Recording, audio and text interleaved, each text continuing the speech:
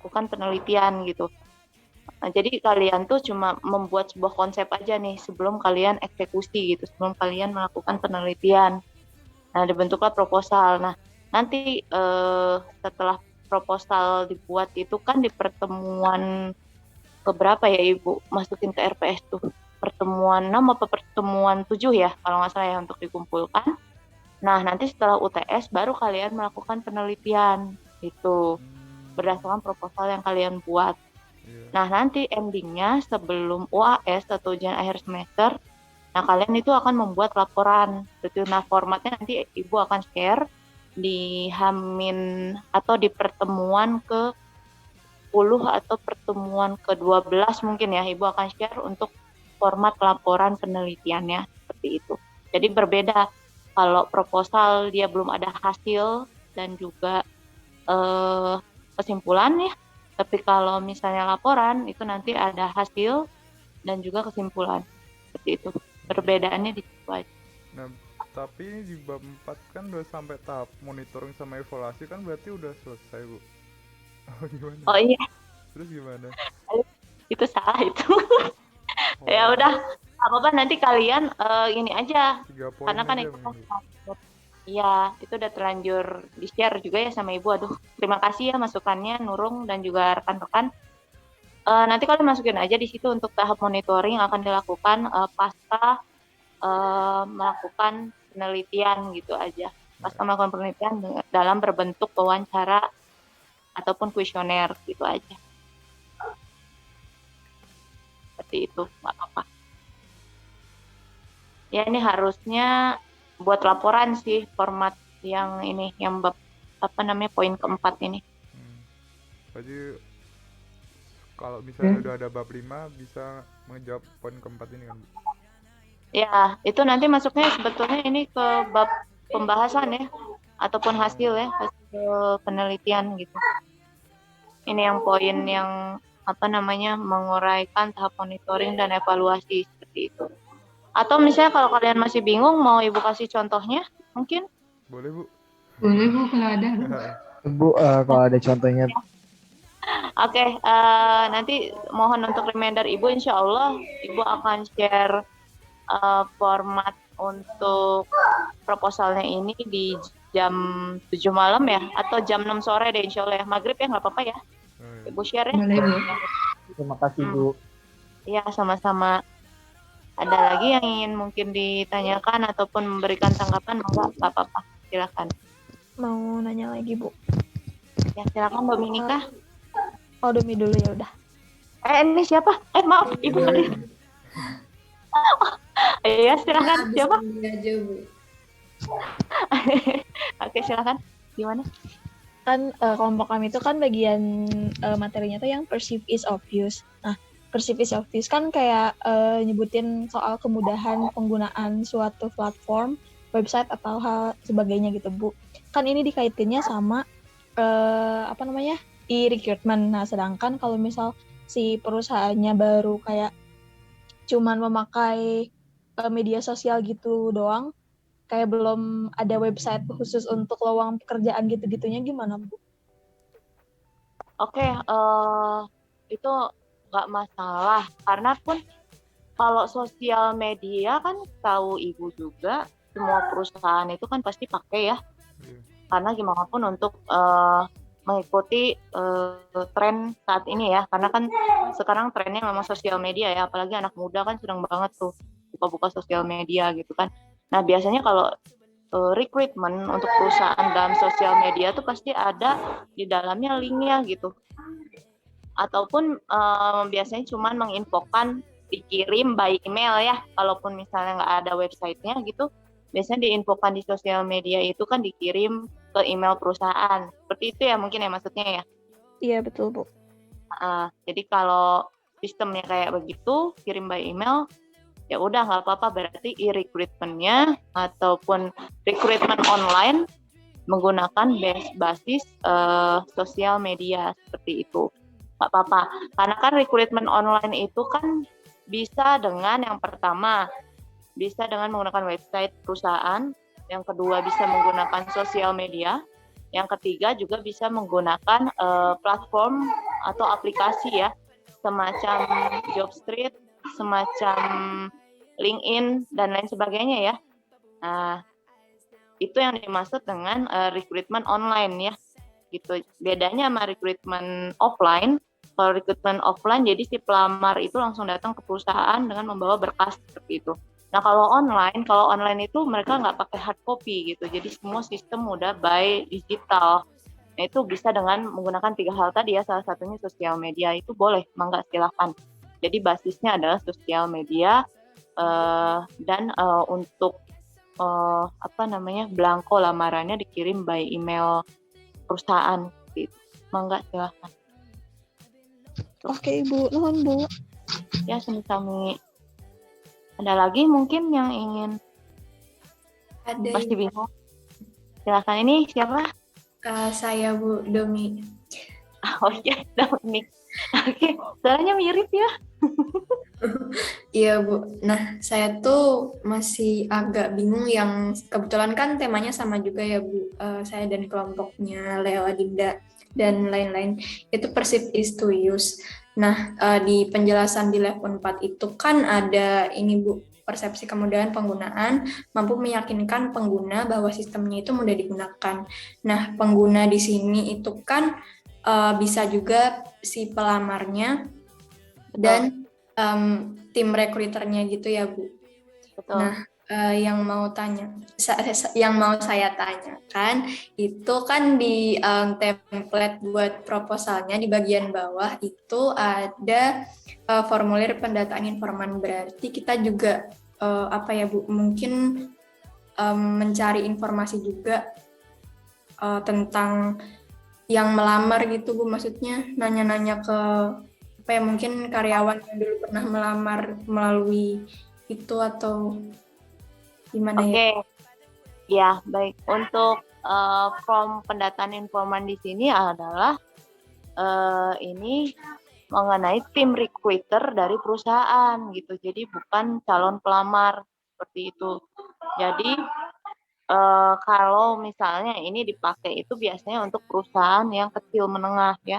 Kalau sebangsa perusahaan government atau pemerintahan ataupun BUMN ataupun BUMD biasanya jatuhnya bukan informan lagi ya, ataupun bukan personal gitu, tapi udah menjadi tim recruiter. Nah, tapi biasanya ini Ibu pakai, kenapa Ibu buat seperti ini? Karena takutnya kan kalian ada yang meneliti di daerah ya, ataupun seperti contoh misalnya Pangandaran kan kebanyakan perusahaannya itu masih yang kecil menengah gitu ya.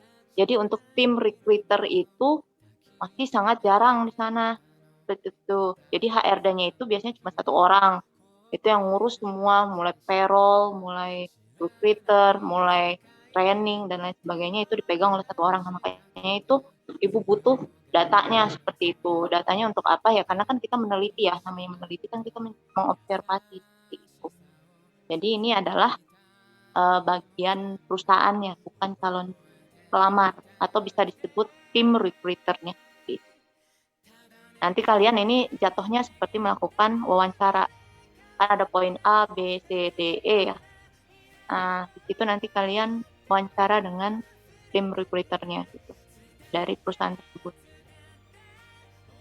Itu.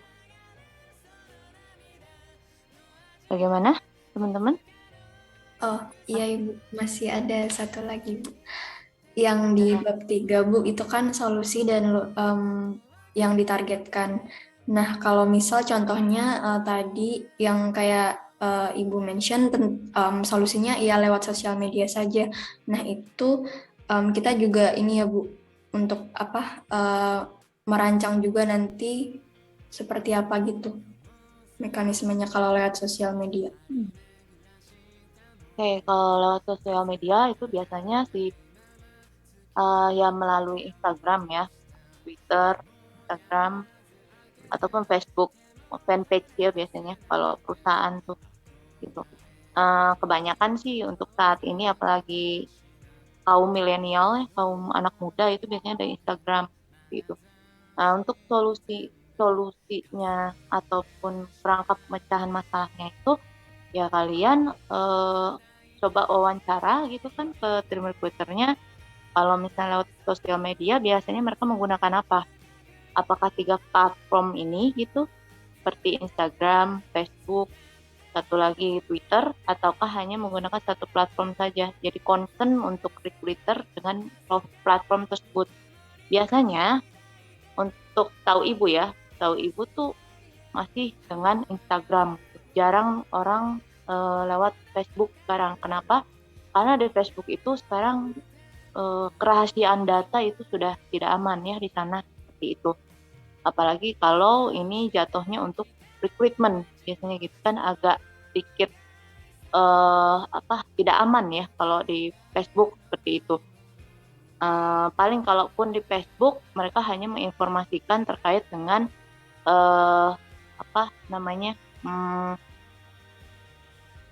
konten-konten yang mengenai si keadaan si perusahaan tersebut, misalnya kayak adanya hari raya Lebaran ataupun misalnya Pancasila dan lain sebagainya. Tapi kalau untuk rekrutmen setahu ibu sih jarang ya lewat Facebook. Kalaupun ada, biasanya itu perusahaannya juga perusahaan yang maksudnya masih kecil ya, masih struktur organisasinya belum ada seperti itu.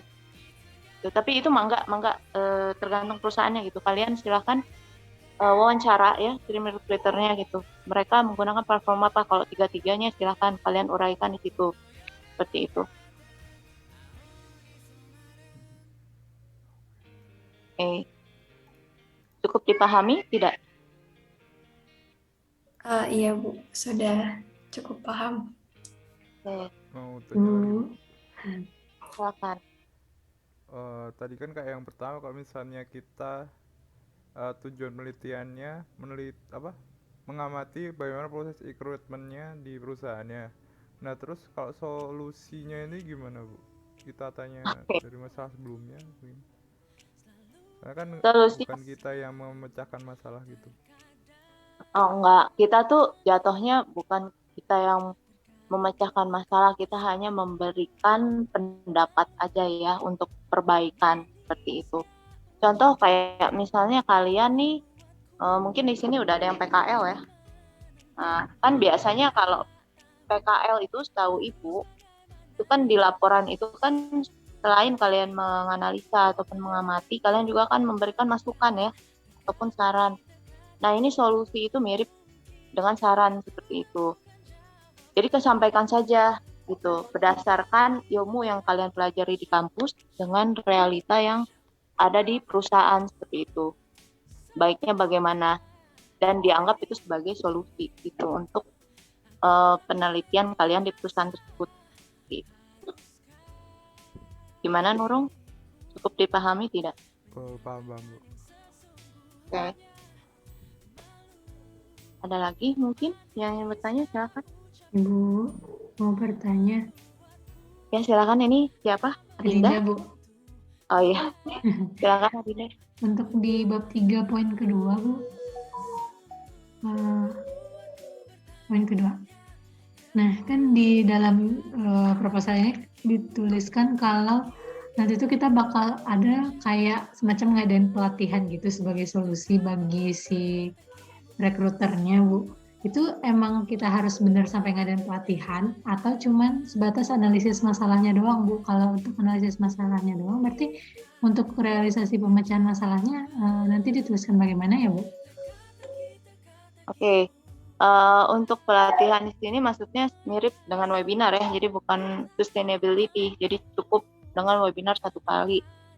Dan itu juga tidak wajib sebetulnya ya, tidak wajib. Kenapa? Karena penelitian itu kan tidak mesti kalian memberikan sebuah masukan secara formal ya kalau webinar gitu kan. Jadi kalau nggak dilaksanakan juga sebetulnya nggak apa-apa, asalkan data yang kalian peroleh dan juga solusi yang kalian pahami gitu untuk ataupun saran untuk perusahaan tersebut itu sudah cukup gitu untuk kalian buat sebagai riset ataupun penelitian seperti itu. Jadi nggak wajib ya Adinda gitu. Tapi Kalaupun kan ada lebih baik, itu lebih bagus gitu. Kenapa? Karena biar nanti tim dosen, saya dan Prof. Tamun, lalu juga nanti dengan tim perusahaan yang kalian teliti dan juga teman-teman itu bisa saling kolaborasi gitu. Jadi kita bisa via virtual ya, ketemu gitu terus saling sharing satu sama lain. baik Bu, tapi izin bertanya lagi Bu. Kan sebelumnya kita menyusun proposal ini dengan apa basic yang kita punya tuh mungkin data dasar dari perusahaannya dengan mungkin dari wawancara ke rekruternya atau ke orang-orang yang mungkin pernah melamar di perusahaan yang kita teliti itu Bu. Terus untuk realisasi pemecahan masalahnya, apakah emang harus dicantumkan di proposal itu secara langsung atau nanti pas sudah di final penugasannya aja Bu? Oke, untuk realisasinya mangga boleh di final, tidak apa-apa gitu. Silahkan saja. Itu. Baik Bu, makasih Bu. Ya, sama-sama Dinda. Mau tanya lagi Bu. Silahkan dorong. Nah, tadi kan yang kayak nyambung ke Adinda tadi kan, berarti pemecahan masalahnya boleh diterima atau enggak sama perusahaan. Nah, untuk menguraikan monitoring sama evaluasinya itu gimana Bu? Kalau misalnya saran dari kita tuh nggak dipakai atau malah kita nggak sampai ngadain webinar ke mereka gitu Bu. Nggak apa-apa sih, misalnya nggak mesti dengan webinar ataupun workshop mungkin ya. Nggak usah juga nggak apa-apa. Jadi monitoring dan evaluasi cukup kalian ambil datanya berdasarkan evaluasi di kuesioner ataupun wawancara gitu. Jadi setelah kalian melakukan riset di sana gitu, kira-kira kalian punya ide apa sih untuk perusahaan tersebut gitu. Setelah melihat kondisi perusahaan tersebut, misal pasti kan kalian ada nih ide-ide atau gagasan gitu kan. Wah, nih kayaknya nih perusahaan nih perlu perbaiki ini. Tapi itu hanya sebagai saran ya, seperti itu. Nah, kalaupun misalnya mereka tidak terima ya it's okay, nggak masalah. Kan ini untuk data kita gitu, untuk keperluan kita gitu. Tapi kita tetap sosialisasikan ke mereka gitu. Mau diterima atau enggak ya itu balik lagi ke perusahaannya, silahkan gitu. Yang penting itu untuk data kita. Sama halnya kayak membuat skripsi ya. Kayak membuat skripsi kan pasti ada saran gitu. Saran kira-kira nih skripsinya ini apakah perlu dilakukan tahapan lebih lanjut misalnya gitu, berupa misalnya membuat sebuah project gitu kan, ataupun membuat sebuah sistem baru gitu mungkin ya dari sisi recruit. Nah cuma kan itu balik lagi ke perusahaannya, apakah mereka mau atau enggak ya tidak apa-apa, yang penting kita nulis gitu di situ. Kita punya ini gitu. Itu Nurung. Ya sama-sama. Ya sama-sama Nurung. Ada lagi mungkin teman-teman yang lain? Nanti kalau misalnya masih bingung, Ibu mungkin kirimkan ya maghrib ataupun jam 7 malam lah ya ke link Unpad untuk contohnya gitu. Biar kalian juga ada gambaran. Baik Bu. Baik Bu. Ya, ada lagi? Tidak ada? Ya Bu mau nanya lagi. Cuma ini aja sih Bu, ini tuh yang betul tuh perceive is obvious atau to use. Ini teh kan kayak indikator dari TAM itu sendiri ya Bu. Dari jurnal yang saya baca tuh, yang betul perceive is obvious. Bukan tuh. Perceive to use.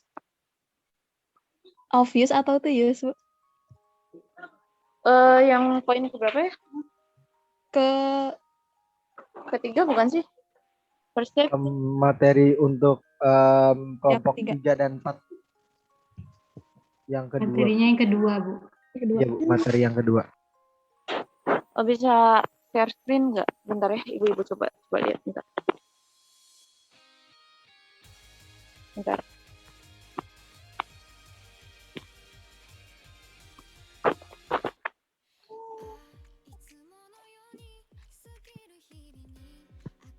Gitu kadang ada sistem rekrutmen yang memang nggak bisa digunakan lewat HP seperti itu. Jadi mereka harus buka dari laptop.